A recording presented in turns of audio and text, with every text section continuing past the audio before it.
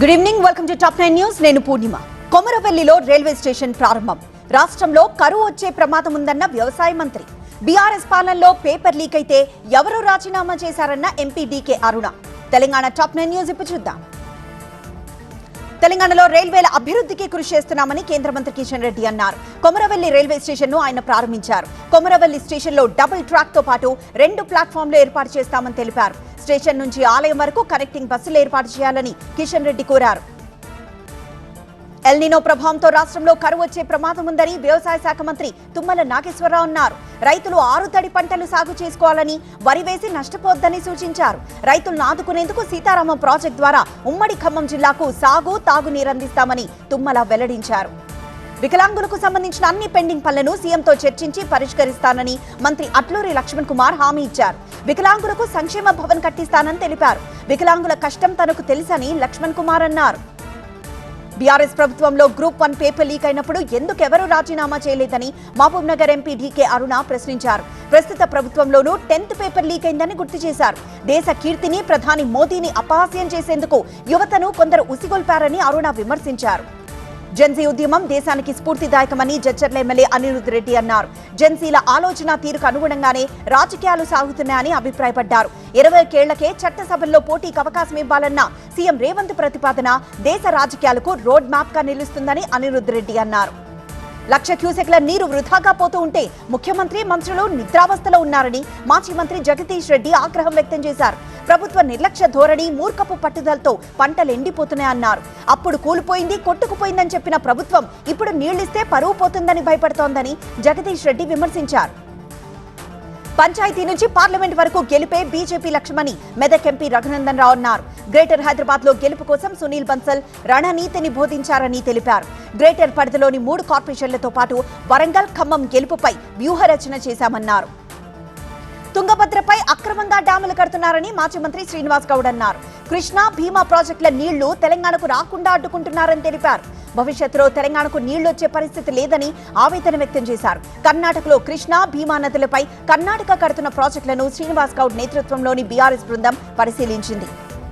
తీవ్ర అస్వస్థతకు గురైన నరసంపేట మాజీ ఎమ్మెల్యే పెద్ది సుదర్శన్ రెడ్డి హైదరాబాద్ కు తీసుకొచ్చారు. బీఆర్ఎస్ నాయకులు కేటీఆర్, హరీష్ రావు ఆసుపత్రికి చేరుకుని ఆయన ఆరోగ్య పరిస్థితి గురించి తెలుసుకున్నారు. హన్మకొండలోని నివాసంలో ఉండగా ఈ ఉదయం ఆయనకు గుండెపోటు రావడంతో కుటుంబ సభ్యులు అక్కడికి ఆసుపత్రికి తీసుకువెళ్లారు. కాంగ్రెస్ ఎంపీ వేం నరేందర్ రెడ్డి కూడా సికింద్రాబాద్ యశోద ఆసుపత్రికి వచ్చారు. వైసీపీ నేతలతో కలిసి టీడీపీ నాయకులు కూర్చోవడంపై సీఎం చంద్రబాబు ఆగ్రహం. అనకాపల్లి కొండకర్ల ఆవ పరిరక్షణకు చర్యలు. రేపటి నుంచి టీడీపీ ఇంటింటికి తెలుగుదేశం. డిఎస్సీలో అక్రమాలు జరిగాయన్న వైసీపీ. ఏపీ టాప్ 9 న్యూస్ ఇప్పుడు చూద్దాం. బోండా ఉమా, అంబటి రాంబాబు ఒకే వేదికపై కూర్చోవడంపై సీఎం చంద్రబాబు ఆగ్రహం వ్యక్తం చేశారు. వైసీపీ నేతలతో ఎట్టి పరిస్థితుల్లోనూ వేదికలు పంచుకోవద్దని టీడీపీ నేతలకు స్పష్టం చేశారు.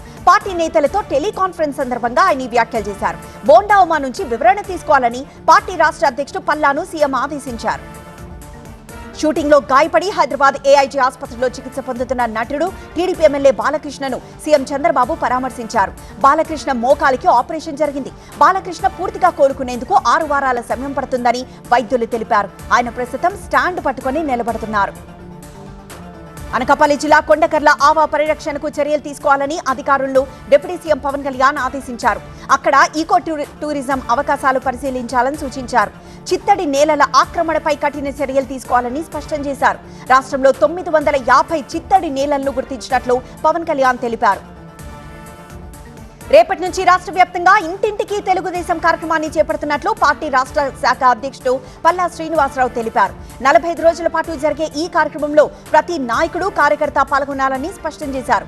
కేంద్ర సహకారంతో రాష్ట్రం సాధించిన ప్రగతిని ప్రతి గడపకు తీసుకువెళ్లాలని పార్టీ నేతలకు పల్లా శ్రీనివాస్ సూచించారు. ఆక్వా సమస్యలు పరిష్కరించేందుకు కేంద్రంలో చర్చలు జరుగుతున్నాయని కేంద్ర మంత్రి భూపతిరాజు శ్రీనివాస్ వర్మ తెలిపారు. ఫీడ్ ధరల పెరుగుదలపై కేంద్ర మంత్రులకు నోట్ అందించామని వివరించారు. రొయ్య ఫీడ్ ధరలు పెరగడం, రొయ్య ఉత్పత్తి ధరలు పెరగడం, ఆక్వా సమస్యలను వివరించేందుకు రొయ్య రైతుల కేంద్ర మంత్రి భూపతిరాజు శ్రీనివాస్ వర్మను కలిశారు. డిఎస్సీ నిర్వహణలో అవకతవకలు జరిగాయని వైసీపీ నేత బొత్స సత్యనారాయణ అన్నారు. 3 లక్షల మంది నిరుద్యోగులు ఇబ్బంది పడ్డారన్నారు. నచ్చిన వారికి ఉద్యోగాలు కట్టబెట్టారని ఆరోపించారు. డిఎస్సి అక్రమాలపై సిబిఐతో విచారణ జరిపించాలని బొత్స డిమాండ్ చేశారు. విచారణ పూర్తయ్యే వరకు లోకేష్ మంత్రి పదవి నుంచి తప్పుకోవాలని సూచించారు. నీట్ తరహాలోనే రాష్ట్రంలో డిఎస్సి పరీక్షల్లో అవకతవకలు జరిగాయని వైసీపీ నేత భూమన కరుణాకర్ రెడ్డి ఆరోపించారు. విద్యాశాఖ మంత్రి లోకేష్ ఒక్కో పోస్టును 30 లక్షల రూపాయలకు స్పోర్ట్స్ కోటాలో అమ్మారని అన్నారు. తప్పు కంటే అవినీతి చాలా ప్రమాదమని భూమన హెచ్చరించారు. విద్యా వ్యవస్థను లోకేష్ భ్రష్టు పట్టించారని భూమన ఆగ్రహం వ్యక్తం చేశారు. కొన్నిసార్లు పార్టీలకు అతీతంగా అందరూ కలవాలని వైసీపీ నేత అంబటి రాంబాబు అన్నారు. చనిపోయిన తర్వాత కూడా ముద్రగడను అవమానించొద్దని కోరారు. ముద్రగడ పేరు మార్చుకున్నారు తప్ప కులం కాదని అంబటి అన్నారు. కాపుల కోసం ముద్రగడ పద్మనాభం ఉద్యమాలు పోరాటాలు చేశారని అంబటి గుర్తు చేసుకున్నారు. అల్లూరి సీతారామరాజు ఇంటర్నేషనల్ ఎయిర్పోర్ట్ ప్రారంభోత్సవానికి ప్రధాని మోదీ రానున్నారు. ఆగస్టు 1న నిర్వహించే కార్యక్రమ ఏర్పాట్లను మంత్రులు వంగలపూడి అనిత జనార్దన్ రెడ్డి, కొండపల్లి శ్రీనివాస్, గుమ్మిడి సంధ్యారాణి పరిశీలించారు. ఎయిర్పోర్ట్లో 13,000 మంది బాలికలతో 6 ధింసా నృత్యాలతో మోదీని ఆహ్వానించనున్నారు. రాష్ట్ర పండుగ ప్రగడ కోటయ్య జయంతి. కోరంగిలో ప్రపంచ మడ అడవుల దినోత్సవం. వర్షాల కోసం పూజలు, యాగాలు. టాప్ 9 పల్లె వార్తలు ఇప్పుడు చూద్దాం. చేనేత అంటే కోటయ్య, కోటయ్య అంటే చేనేత అనే చేనేత శాఖ మంత్రి సవిత అన్నారు. చీరాలలో ప్రగడ కోటయ్య 111వ జయంతి వేడుకల్లో ఆమె పాల్గొన్నారు. చేనేతల కోసం అహర్నిశలు కష్టపడిన వ్యక్తి కోటయ్య అని మంత్రి కొనియాడారు. ఆయన 111వ జయంతిని రాష్ట్ర పండుగగా నిర్వహిస్తున్నట్లు సవిత తెలిపారు. కాకినాడ జిల్లా తాళ్లరేవు మండలం కోరంగి అభయారణ్యంలో ప్రపంచ మడ అడవుల దినోత్సవాన్ని అటవీ అధికారులు నిర్వహించారు. ఈ సందర్భంగా విద్యార్థులకు పర్యావరణ పరిరక్షణపై పోటీలు నిర్వహించి విజేతలకు బహుమతులు అందజేశారు. ఆదిలాబాద్ ఎయిర్పోర్ట్ కోసం 2,278 కోట్ల రూపాయలు విడుదల చేస్తూ తెలంగాణ ప్రభుత్వం జీవో జారీ చేసింది.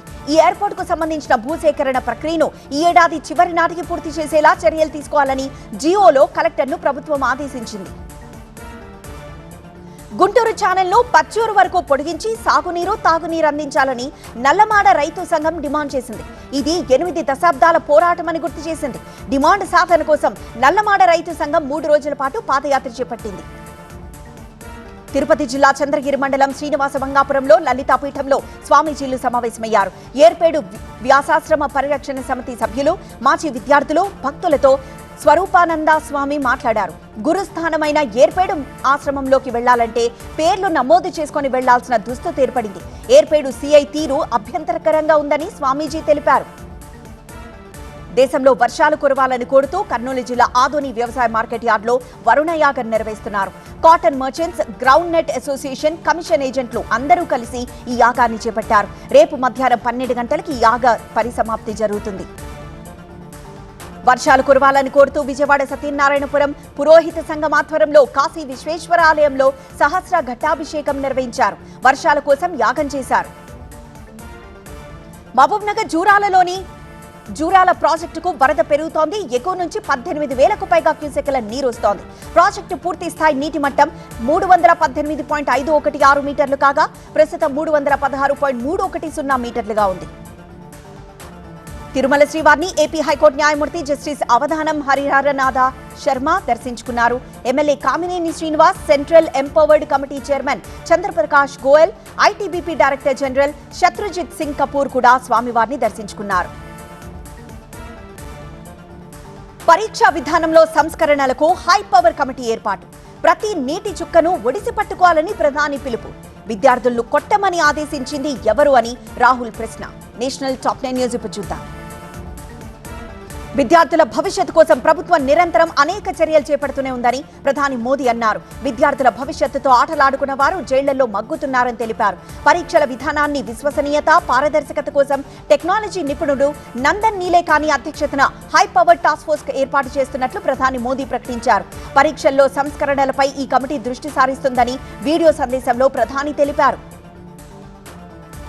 ఆత్మవిశ్వాసం, స్వావలంబనతో యువత నిలబడేలా చూస్తామని ప్రధాని మోదీ హామీ ఇచ్చారు. అభివృద్ధి చెందిన గ్రామాలే వికసిత్ భారత్ ప్రయాణంలో కీలకమన్నారు. వికసిత్ వైబ్రెంట్ విలేజ్ ప్రోగ్రాంలో పాల్గొన్న యువతతో ప్రధాని మోదీ వీడియో కాన్ఫరెన్స్ ద్వారా మాట్లాడారు.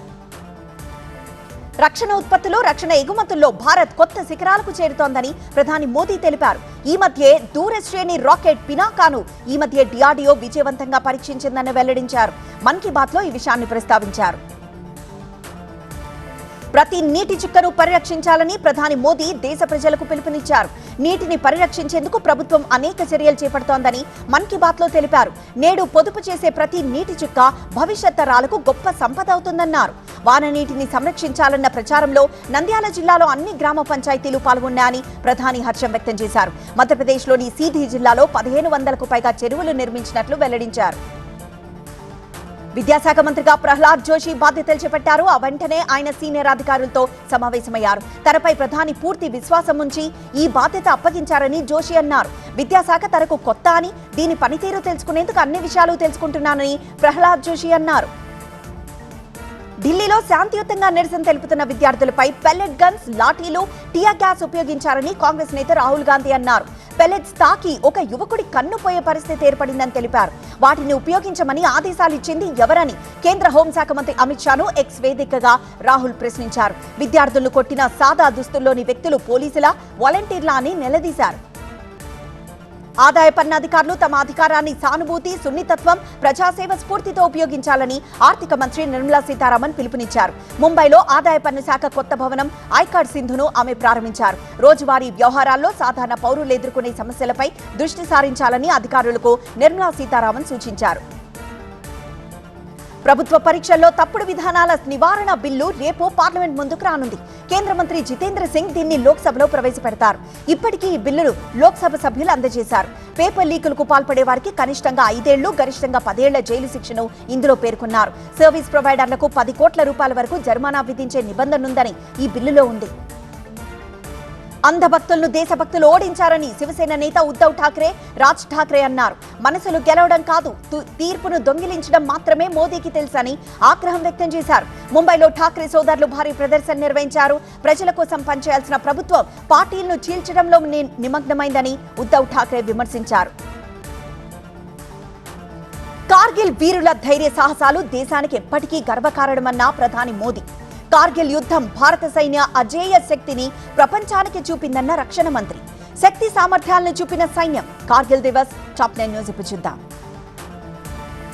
కార్గిల్ యుద్ధంలో సైనికులు ప్రదర్శించిన ధైర్య సాహసాలు ఎప్పటికీ దేశానికి గర్వకారణంగా నిలుస్తాయని ప్రధాని మోదీ కొనియాడారు. కార్గిల్ దివస్ సందర్భంగా వీర సైనికులకు ఎక్స్ వేదికగా ఆయన నివాళులర్పించారు. 1999 యుద్ధ హీరోల అంకిత భావం భవిష్యత్ తరాలకు స్ఫూర్తిగా నిలుస్తుందని ప్రధాని అన్నారు. 27వ కార్గిల్ దివస్ సందర్భంగా ప్రధాని మోదీ సందేశమిచ్చారు. పాకిస్తాన్ చేపట్టే ఏ దుస్సాహసానికైనా అది ఊహించని రీతిలో కఠినమైన జవాబు చెప్పే సామర్థ్యం భారత్కుందని రక్షణ మంత్రి రాజ్నాథ్ సింగ్ అన్నారు. కార్గిల్ యుద్ధంలో విజయం కేవలం సైనిక, దౌత్యపరమైన విజయం మాత్రమే కాదని, అది భారత సైనికుల అజేయ శక్తిని యావత్ ప్రపంచం చూసిందని తెలిపారు. కార్గిల్ దివస్ సందర్భంగా లదాఖ్ ద్రాస్ లో నిర్వహించిన కార్యక్రమంలో రాజ్నాథ్ పాల్గొన్నారు. ఢిల్లీలోని జాతీయ యుద్ధ స్మారక కేంద్రం దగ్గర కార్గిల్ వీరులకు రక్షణ శాఖ సహాయ మంత్రి సంజయ్ సేత్ నివాళులర్పించారు. ఈ కార్యక్రమంలో CDS general NS Rana Subramani, navy chief admiral Krishnaswaminathan, air chief AP కూడా పాల్గొన్నారు. కార్గిల్ యుద్ధ సమయంలో సైనిక బలగాలు చూపిన ధైర్య, సాహస, త్యాగాలకి దేశం ఎప్పుడూ రుణపడి ఉంటుందని కాంగ్రెస్ నేత రాహుల్ గాంధీ అన్నారు. దేశ సరిహద్దులను కాపాడేందుకు అత్యున్నత త్యాగం చేసిన వీర జవాన్లకు ఎక్స్ వేదికగా ఆయన గౌరవపూర్వక నివాళులు ఘటించారు. ప్రపంచ దేశాల సైనికులతో పోల్చితే భారతీయ సైనికులు అత్యుత్తములని సైనిక దళాల ప్రధానాధికారి జనరల్ ధీరజ్ సేథ్ తెలిపారు. భారతదేశ ప్రగతి, భవిష్యత్తుకు సైన్యం కట్టుబడి ఉందని ప్రకటించారు. కార్గిల్ దివస్ సందర్భంగా ఆయన వీర జవాన్లకు నివాళి అర్పించారు. కార్గిల్ యుద్ధంలో టోలో లింగ్ యుద్ధం కీలక మలుపుగా నిలిచిందని నాటి యుద్ధంలో పాల్గొన్న రిటైర్డ్ బ్రిగేడియర్ కుషాల్ ఠాకూర్ గుర్తు చేసుకున్నారు. 1999 ఘర్షణలను తొలుత తీవ్రవాదులు చొరబాటని భావించిన ఆ నిరోధక శక్తిని చూసిన తర్వాత పాక్ బలగాల ప్రమేయం ఉందని నిర్ధారణ అయిందని తెలిపారు. 16,000 అడుగుల ఎత్తులో -20 డిగ్రీల సెల్సియస్లో చలిలో తాను భీకరమైన సవాళ్లను ఎదుర్కొన్నామని కుషాల్ ఠాకూర్ అన్నారు. ఓటమిని అంగీకరించడం వారి నైజం కాదు, విజయమే వారి లక్ష్యమని కార్గిల్ వీరులను కాక్రోచ్ జనతా పార్టీ నివాళి ఘటించింది. ధైర్యం, పట్టుదల, త్యాగం ఎలాంటి అడ్డంకినైనా అధిగమించగలవని కార్గిల్ యుద్ధం నిరూపించిందని గుర్తు చేశారు. వారి ధైర్యం మువ్వెన్నెల జెండా కింద సగర్వంగా మనం నిలబడేలా చేసిందని ఎక్స్ వేదికగా సీజేపీ తెలిపింది. డీకమిషన్ చేపట్టిన T-55 యుద్ధ ట్యాంకుకు కర్ణాటకలోని మంగళూరులో యుద్ధ స్మారకం దగ్గర ఆవిష్కరించారు. ఈ యుద్ధం 1971 భారత్ పాకిస్తాన్ యుద్ధంలో పాల్గొంది. కార్గిల్ దివస్ సందర్భంగా దీన్ని ప్రజల ముందుకు తీసుకొచ్చారు. 36 టన్నుల బరువున్న ఈ ట్యాంక్ రైఫిల్ గన్స్ తో ఉంది. గంటకు 50 కిలోమీటర్ల వేగంతో ఇది యుద్ధ భూమిలో సేవలందించగలదు. కార్గిల్ దివస్ సందర్భంగా భారత సైన్యం తమ శక్తి సామర్థ్యాలను చూపింది. నిర్వహణ సన్నద్ధత, యుద్ధ వాహనాల మోహరింపు, అత్యాధునిక వాహనాలు, నిఘా సంపదను లదాఖ్ ద్రాస్ లో ప్రదర్శించింది. యుద్ధ సైన్యంలో ఎలా స్పందిస్తుందో ఇందులో చూపారు. బాంబులు వేసే డ్రోన్లు ఎలా ప్రయాణం చేస్తాయో ఈ ప్రదర్శనలో చూపారు. అసోంలో వరదల విలయం. జాతీయ రాజకీయాల్లోకి వెళ్లడం లేదన్న మహారాష్ట్ర సీఎం. కపిల్ సిబాల్ ను కలిసిన Abhijit Deepke. Metro top 9 news ఇప్పుడు చూద్దాం.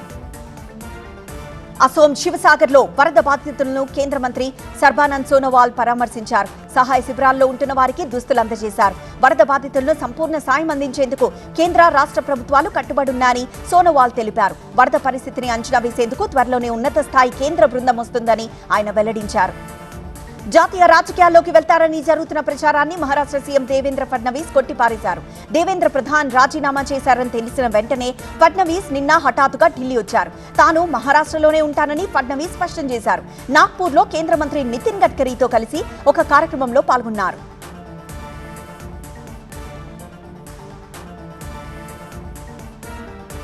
రాజ్యసభకు కొత్తగా ఎన్నికైన సభ్యులకు నిర్వహించిన శిక్షణ కార్యక్రమంలో రాజ్యసభ డిప్యూటీ చైర్మన్ హరివంశ్ పాల్గొన్నారు. కొత్త సభ్యులకు పార్లమెంటరీ ప్రక్రియపై అవగాహన కల్పించేందుకు 2 రోజుల శిక్షణా కార్యక్రమాన్ని నిర్వహించారు. రాజకీయాల్లో అవినీతి పెరిగిపోయిందని కర్ణాటక మాజీ సీఎం సిద్ధరామయ్య అన్నారు. 2028లో జరిగే కర్ణాటక అసెంబ్లీ ఎన్నికల్లో తాను పోటీ చేయనని ప్రకటించారు. పెరుగుతున్న వయసు, క్షీణిస్తున్న ఆరోగ్యం కూడా దీనికి కారణమని వెల్లడించారు. ఎన్నికల రాజకీయాల కోసం తప్పుకున్నా ప్రజా జీవితంలో కొనసాగుతున్నానని సిద్ధరామయ్య స్పష్టం చేశారు. పంజాబ్ లో పేపర్ లీక్ వ్యవహారాన్ని పరిశీలిస్తున్నామని కాక్రోచ్ జనతా పార్టీ వ్యవస్థాపకుడు అభిజిత్ దీప్కే తెలిపారు. త్వరలోనే భవిష్యత్ కార్యాచరణను ప్రకటిస్తామని వెల్లడించారు. ఢిల్లీలో ఆయన కేంద్ర మాజీ మంత్రి, రాజ్యసభ సభ్యుడు కపిల్ సిబాల్ ని కలిశారు. యూపీలోని ఉజాని స్టేషన్ నుంచి కాస్గంజ్ ఐష్బాగ్ ఎక్స్ప్రెస్ రైలును కేంద్ర మంత్రి బిఎల్ వర్మ ప్రారంభించారు. గేజ్ మార్పిడి పనుల కోసం 2015లో ఈ రైలును ఆపేశారు. అంతర్జాతీయ మిన్సర్ మేళా హిమాచల్ ప్రదేశ్లోని చంబాలో ప్రారంభమైంది. వారం రోజుల ఈ వేడుకలను హిమాచల్ గవర్నర్ కవీందర్ గుప్తా ప్రారంభించారు. రావి నదిని పూజించే పండుగిది. వచ్చే ఆదివారం స్థానిక దేవతలు రావి నదికి పట్టు వస్త్రాలు, కొబ్బరికాయ, పళ్లు సమర్పించడంతో ఈ వేడుక ముగుస్తుంది. Tamil Nadu Thoothukudi our lady of snows basilica వార్షిక ఉత్సవం సందర్భంగా జెండా ఎగురవేశారు. ఇది 444వ వార్షికోత్సవం. 11 రోజుల పాటు జరిగే ఈ జాతరకు వేల మంది హాజరవుతారు. ఈ ఉత్సవాల ప్రారంభం రోజు మత్స్యకారులు చేపల వేటకు విరామం ఇస్తారు. ఆగస్టు 5న రథోత్సవం జరుగుతుంది. ఆసియా ఖండపు ప్రతిష్టాత్మక డ్యూరాండ్ కప్ ఫుట్బాల్ పోటీల 135వ ఎడిషనల్ జార్ఖండ్ రాజధాని రాంచీలో ప్రారంభమైంది. ప్రారంభ వేడుకలు అద్దిరిపోయాయి. తొలి మ్యాచ్లో ఇండియన్ సూపర్ లీగ్ నుంచి జంషెడ్పూర్ FC శ్రీలంకతో తలపడుతుంది. Back to top 9 news. వ్యవసాయ అధికారుల వసూళ్ల బాగోతం. భువనగిరి మిల్లులో బియ్యం మాయం. ఆత్మకూరు డివిజన్లో అక్రమ టేకు బాగోతం. క్రైమ్ టాప్ 9 న్యూస్ ఇప్పుడు చూద్దాం. కొమరం భీం జిల్లా దహేగా మండలంలో వ్యవసాయ శాఖ అధికారుల వసూళ్ల బాగోతం వెలుగు చూసింది. యూనియన్ పేరుతో ఒక్కో ఎరువుల దుకాణం నుంచి 10,000 నుంచి 20,000 రూపాయల వరకు వసూలు చేస్తున్నారు. ఇవ్వని దుకాణాలపై దాడులు చేస్తామని యూనియన్ నాయకుడు చేసిన హెచ్చరికలు కూడా వెలుగు చూశాయి. యాదాద్రి భువనగిరి జిల్లా 24 కోట్ల రూపాయల విలువైన మిల్లింగ్ బియ్యం గోల్మాల్ జరిగింది. దీన్ని గుర్తించిన పౌర సరఫరాల శాఖ అధికారులు భువనగిరిలోని యాదాద్రి రైస్ ఇండస్ట్రీస్ పై భువనగిరి పోలీసులకు ఫిర్యాదు చేశారు. మొత్తం 6,700 మెట్రిక్ టన్నుల కస్టమ్ మిల్లింగ్ బియ్యం పక్కదారి పట్టినట్లు తెలుస్తోంది. నంద్యాల జిల్లా ఆత్మకూరు డివిజన్లో స్మగ్లర్ల నుంచి స్వాధీనం చేసుకున్న విలువైన టేకు, కలపను ప్రభుత్వ డిపోలకు తరలించకుండా ప్రైవేట్ మిల్లులకు అటవీ సిబ్బంది తరలించిన విషయాన్ని ఉన్నతాధికారులు గుర్తించారు. ఈ వ్యవహారంలో 4గురిని సస్పెండ్ చేశారు. డబ్బులు రెట్టింపు చేస్తామని కెమికల్ ట్రిక్స్ తో మోసాలకు పాల్పడుతున్న విదేశీ గ్యాంగ్ ను హైదరాబాద్ మియాపూర్ పోలీసులు అరెస్ట్ చేశారు. వీరి నుంచి 10 లక్షల రూపాయల నగదు, కెమికల్స్, నల్ల కాగితాల కట్టును స్వాధీనం చేసుకున్నారు. ఇందులో అమెరికన్ డాలర్లు కూడా ఉన్నాయి. తెలంగాణలోని వేర్వేరు జిల్లాలో వాహనాల చోరీ చేస్తున్న ముఠాలో 10 మందిని ఆదిలాబాద్ పోలీసులు అరెస్ట్ చేశారు. వీరి నుంచి 7 బైక్లు, 3 ఆటోలు, 8 మొబైల్ ఫోన్లు, 1 కత్తి, 1 కారు, కొంత నగదుని స్వాధీనం చేసుకున్నారు. మరో 6గురు పరారీలో ఉన్నారని పోలీసులు తెలిపారు. తిరుపతిలో జరిగిన వృద్ధిరాలి హత్య కేసులో రైల్వే లోకో పైలట్ ను పోలీసులు అరెస్ట్ చేశారు. అతని నుంచి 12 లక్షల విలువైన బంగారం, 45,000 నగదు, బుర్కా, నకిలీ నంబర్ ప్లేట్ ను పోలీసులు స్వాధీనం చేసుకున్నారు. కుటుంబ పరిచయాన్ని అవకాశంగా మలుచుకొని వృద్ధురాల్ని అతను హత్య చేశాడని పోలీసులు గుర్తించారు.